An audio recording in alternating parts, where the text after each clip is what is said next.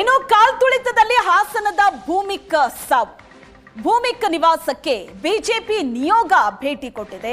ಯಲಹಂಕದ ನಿವಾಸದಲ್ಲಿ ಪೋಷಕರಿಗೆ ಸಾಂತ್ವನವನ್ನ ಹೇಳಿದರು. ಭೂಮಿಕ್ ನಿವಾಸಕ್ಕೆ ಬಿಜೆಪಿ ನಿಯೋಗ ಭೇಟಿ ಕೊಟ್ಟಂತಹ ದೃಶ್ಯ ನೋಡ್ತಾ ಇದ್ರಿ. ಕಾಲ್ತುಳಿತದಲ್ಲಿ ಹಾಸನದ ಭೂಮಿಕ್ ಮೃತಪಟ್ಟಿದ್ದು ಭೂಮಿಕ್ ಪೋಷಕರು ಕಣ್ಣೀರ್ ಹಾಕಿದ್ರು, ಗೋಳಾಡಿದ್ರು. ಇದ್ದೊಬ್ಬ ಮಗನನ್ನ ಕಳಕೊಂಡು ಕುಟುಂಬ ಕಂಗಾಲಾಗಿದೆ. ಬಹಳ ದೊಡ್ಡ ಆಕ್ರೋಶವನ್ನ ವ್ಯಕ್ತಪಡಿಸಿದ್ರು ವ್ಯವಸ್ಥೆಯ ಮೇಲೆ. ಬಿಜೆಪಿ ನಿಯೋಗ ಈಗ ಭೇಟಿ ಕೊಟ್ಟಿದೆ. ನ್ಯಾಯ ಕೊಡಿಸಿ ಅಂತ ತಂದೆ ಲಕ್ಷ್ಮಣ್ ಕೈ ಮುಗಿದು ಮನವಿ ಮಾಡಿಕೊಂಡಿದ್ದಾರೆ. ಕಾಲ್ತುಳಿತದಲ್ಲಿ ಮೃತಪಟ್ಟಿದ್ದ ಭೂಮಿಕ್ ಇನ್ನು ಓದ್ತಾ ಇದ್ದ ಹುಡುಗ. ಪೋಷಕರು ಕಂಗಾಲಾಗಿದ್ದಾರೆ.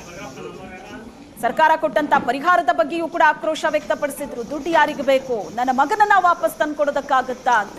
ಸರಿಯಾದ ವ್ಯವಸ್ಥೆ ಮಾಡಿದ್ದಿದ್ರೆ ಈ ತರ ಸಮಸ್ಯೆ ಆಗ್ತಾ ಇರಲಿಲ್ಲ, 11 ಜೀವ ಹೋಗ್ತಾ ಇರಲಿಲ್ಲ ಅಂತ ಗೋಳಾಡಿದ್ರು ಭೂಮಿಕ್ ತಂದೆ. ಈಗ ಭೂಮಿಕ್ ಮನೆಗೆ ಬಿಜೆಪಿ ನಿಯೋಗ ಭೇಟಿ ಕೊಟ್ಟಿದೆ. ಅವರು ಮಾನವೀಯತೆ ದೃಷ್ಟಿಯಿಂದ ಬಂದ್ಬಿಟ್ಟು ಅಲ್ಲಿ 11 ಫ್ಯಾಮಿಲಿ ಕೇಳಿ ಅಲ್ಲಿ ಇದ್ರು ಯಾರ್ಯಾರಿಗೆ ಏನೇನ್ ಮಾಡಿದ್ರು ಅಂತ ಇವರು ಅಲ್ಲೇ ಇದ್ದು ಹೇಳಿದ್ದಾರೆ. ನನಗೆ ಒಬ್ಬನಿಗೆ ಮಾಡಿಲ್ಲ, ಅವರು ಬಂದು ಕೇಳ್ಕೊಂಡ್ರು. ಇವರಿಗೆ ನಾನು ಎಷ್ಟು ಚಿರಋಣಿ ಆದ್ರೂ ತಪ್ಪು. ನಾನು ತುಂಬಾ ಅಶೋಕ್ ಸರ್ ಇರ್ಬೋದು, ಅಲ್ಲಿ ಎಲ್ಲರಿಗೂ ನನ್ನ 2 ನಿಮಿಷ ಸರ್ ಇರೋದು 2 ನಿಮಿಷಕ್ಕೆ ಮಾಧ್ಯಮದ ಮೂಲಕ ಇವ್ರು ಕೇಳ್ಕೊಳ್ಳೋದ್ರಿಂದ ಇವ್ರ ಮಾನವೀಯತೆ ದೃಷ್ಟಿಯಿಂದ ನನಗೆ ಮಾಡಿರೋ ಒಂದು ಹೆಲ್ಪ್ ಮಾಡಿರೋ ಒಂದು ಇದಕ್ಕೋಸ್ಕರ ನನ್ನ ಮಾನವೀಯತೆ ದೃಷ್ಟಿಯಿಂದ ನನ್ನ ಒಂದು ನೋವನ್ನ ನೋಡಿ ನನಗೆ ಸಾಂತ್ವನ ಹೇಳಕ್ ಬಂದಿರ. ಇಲ್ಲಿ ರಾಜಕೀಯಕ್ಕೋಸ್ಕರ ಬಂದಿಲ್ಲ.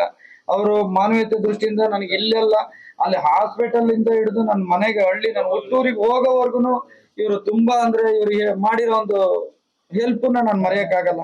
ಅಷ್ಟು ಹೆಲ್ಪ್ ಮಾಡಿ ನಮ್ಮ ಸುರೇಶ್ ಸರ್ ಅಲ್ಲಿ ನಿಂತು ಮಾಡಿಸಿ ಲಾಸ್ಟ್ ವರ್ಗು ನಿಂತು ಮಾಡಿಸಿ ಹೋದ್ರು. ಅವರಿಗೆ ತುಂಬಾ ಥ್ಯಾಂಕ್ಸ್ ಸುರೇಶ್ ಸರ್ ನಿಮ್ಗೆ.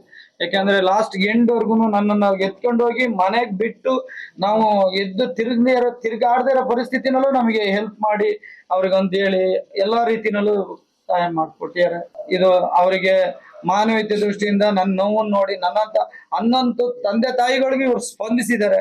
ಇಲ್ಲಿ ನಾನೊಬ್ಬ ಅಥವಾ ರಾಜಕೀಯ ಅಂತ ಹೇಳಿ ಬಂದಿಲ್ಲ. ಅವರು ಅಲ್ಲಿ ನಾನು ನೋಡಿದ್ದೀನಿ, ನನ್ನ ಕಣ್ಣಲ್ಲೇ ನೋಡಿದ್ದೀನಿ, ನಾನು ಹೇಳಿದ್ದೀನಿ. ಅವ್ರ ತಂದೆ ತಾಯಿಗಳು ಯಾವುದೇ ಮುಖ್ಯಮಂತ್ರಿ ಇದ್ರು ಕೂಡ ಬೈ ಫೈಲೇ ಹೋಗೋದು ಎಲ್ಲನೂ. ನಾನು ಮಂತ್ರಿಯಾಗಿ ಕೆಲಸ ಮಾಡಿರೋದ್ರಿಂದ ಹೇಳ್ತಾ ಇದ್ದೀನಿ, ಫೈಲೇ ಹೋಗೋದು. ಸುಮ್ಮನೆ ಹಂಗೆ ಕಾಟಾಚಾರಕ್ಕೆ ಯಾರೋ ಅರ್ಜಿ ಕೊಡ್ತಾರಲ್ಲ, ಅರ್ಜಿ ಹೋಗಲ್ಲ ಎಲ್ಲೂ. DCP ಕೊಟ್ಟಂಥ ಫೈಲು DPRಗೆ ಹೋಯ್ತು. DPR ಅವರು ನೋಟ್ ಮಾಡ್ತಾರೆ ಅದರಲ್ಲಿ, DPR ಸೆಕ್ರೆಟರಿ.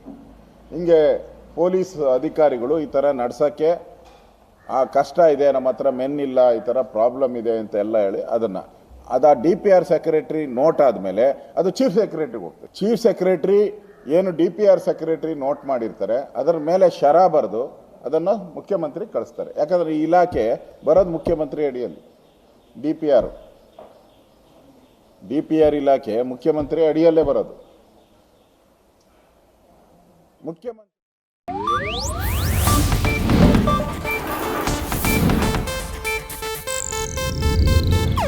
ಇದು ಏಷ್ಯಾನೆಟ್ ನ್ಯೂಸ್ ನೆಟ್ವರ್ಕ್ ಪ್ರಸ್ತುತಿ.